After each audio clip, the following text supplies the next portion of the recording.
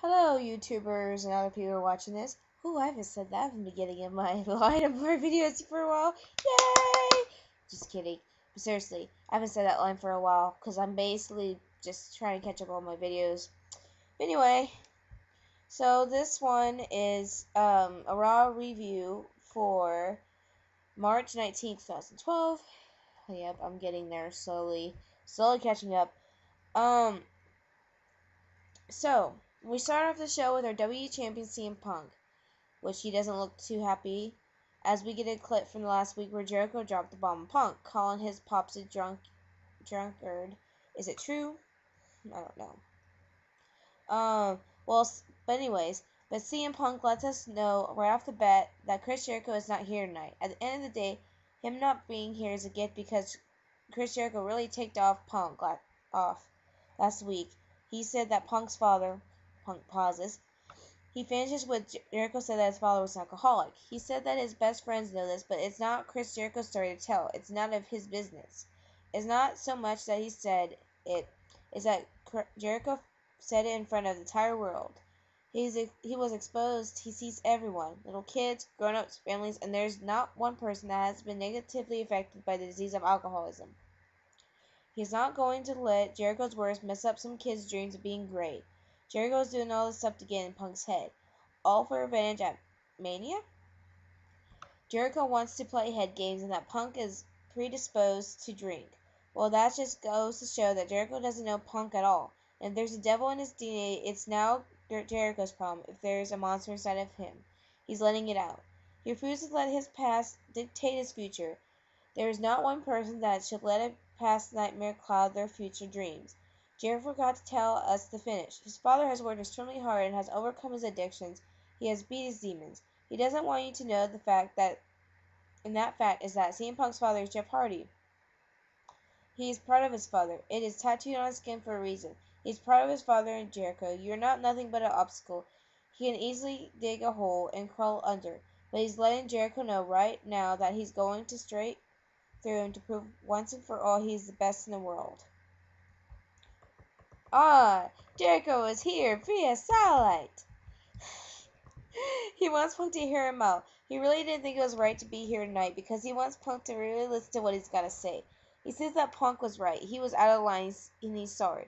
This is Chris talking right now. This ain't Jericho. No fancy jacket, no bravado. He should have never brought this up, and he's sorry. He apologizes and hopes he accepts. He can promise that he'll never bring up his father again in the show again. However, your sister, that's a whole another ballgame. He found out all about his sister's substance abuse problem. It's well documented that his sister has a drug addiction. Jericho is sure that Punk is proud of her and loves her, but there's a pattern here. Punk's father is an alcoholic, and his sister is a drug addict.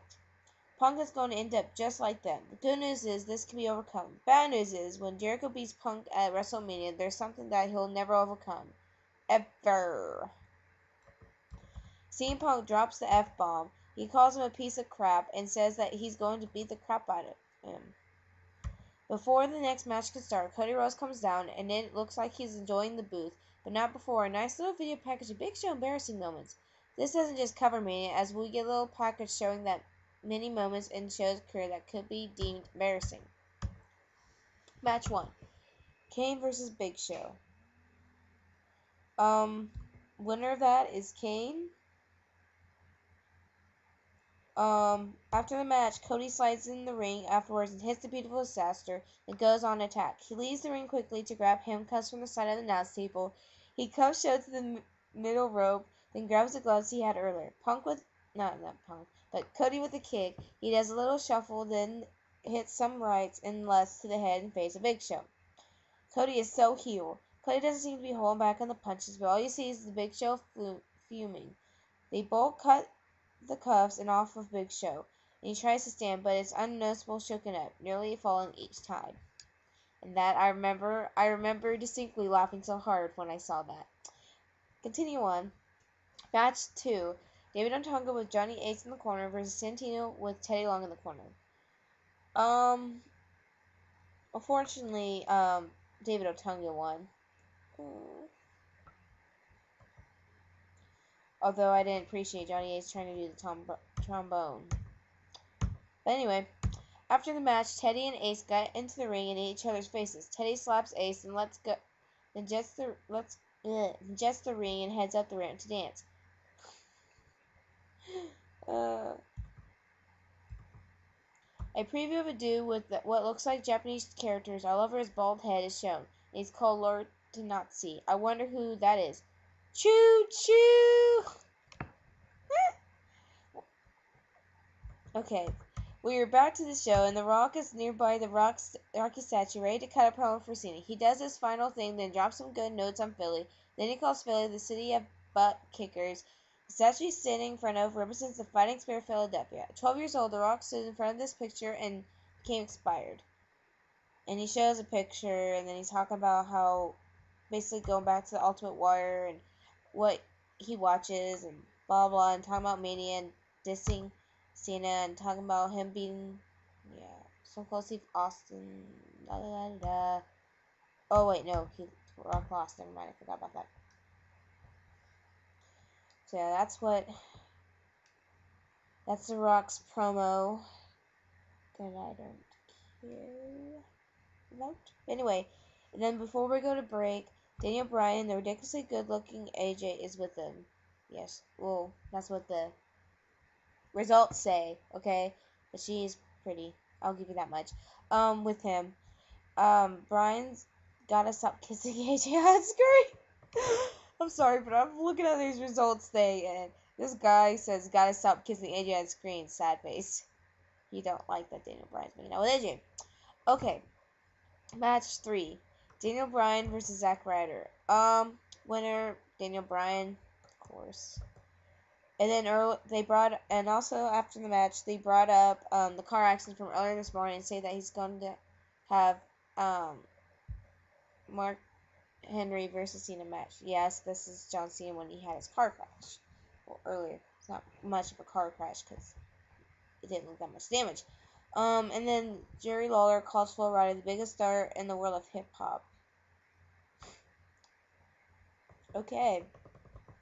Match 4, John Cena versus Mark Henry. Of course, the winner is John Cena. Then after the match, The Rock music hits and he runs down the ramp into the ring. Then Rock bombs Mark Henry. Ha, that's messed up. Just kidding. And then Rock leaves. Then Cole briefly covers the Twitter feud between Mariah and Beth Phoenix. Then we get the extra moment of Beth and Bush. This setting up the match between Eve, Beth, Kelly, and Mariah. Look forward to some Shenanigans come. Maybe, I don't know. This is going by the result thing. Back out live at Raw, The Miz is in the ring. In 1887, he says King Kong Bundy was in the main event at WrestleMania 2. Then he had a match with Two Little People and Hillbilly Jimmy at WrestleMania 3. This is known as the worst fall from grace in the history of WWE. Till now, he will not be the guy who has no match this year. He initiated an open challenge to prove to Johnny Ace that he deserves his spot in Team Johnny. He is The Miz, y'all. And he's going against Sheamus. The Miz versus Sheamus. Winner, Sheamus. Then it's the Kmart commercials. Hi, buddy. Oh, gosh. Josh Matthews is a quarter of the stage area, and he introduces Randy Orton. Last week, it became official, and Matthew wants to know Orton's plan of beating Kane. Orton wants to know how the Monster plans on beating them. We're talking about Mania only because he's beat the Monster last summer. So badly, in fact, that he shook Randy Orton's hand and became human. This is now thought, and he looks into Kane's eyes. There are no signs of humanity. He could care less about Kane's recent identity crisis. He knows who he is and what he's capable of.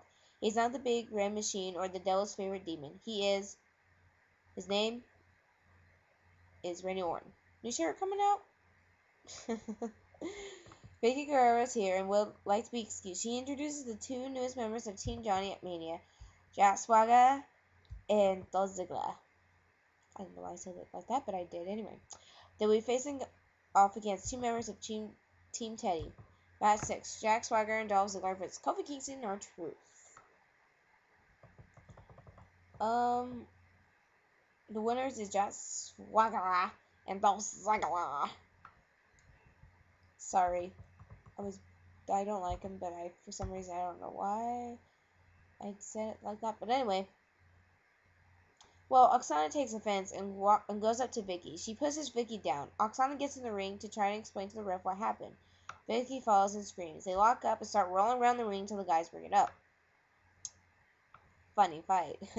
We get a video of Triple H at MSG in a match who has Dolph in the ring setting up for the pedigree. He stalls for like an entire minute, then does throat slice and turns the pedigree into a tombstone, pins Dolph, Undertaker style. Return to the melodic music of one HBK. He's just a sexy boy, you know.